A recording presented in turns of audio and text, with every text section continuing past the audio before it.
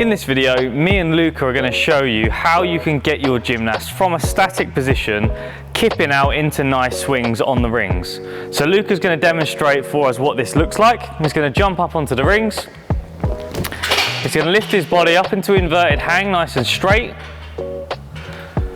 From there, he's going to pike down, kip out, press the rings back into swings on the rings.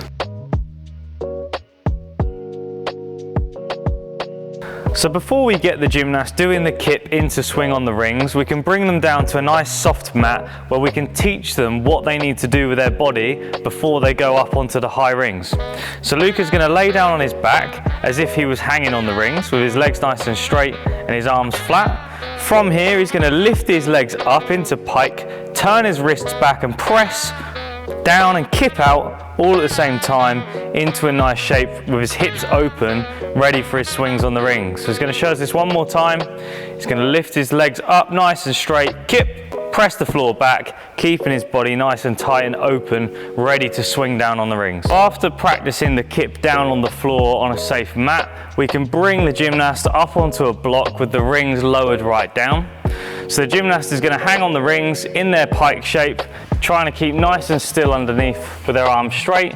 From here, they can practice kipping out and pressing the rings backwards, holding that nice shape, keeping the tension on the rings at the back, ready for their swing down at the bottom. So have one more go at this. Holding that shape nice and tight without swinging, kipping and pressing the rings back, holding that shape nice and tight. Now we've done the kip down on the soft mat and up on the rings where they can practice pushing the rings back behind them, it's time to get them on the set of rings and support them from their kip through into their swing. So we can do this by getting the gymnast to jump up onto the rings. They can lift up into their straight hang position. We're going to ask them to come down to pike and kip out, supporting them all the way into their swings.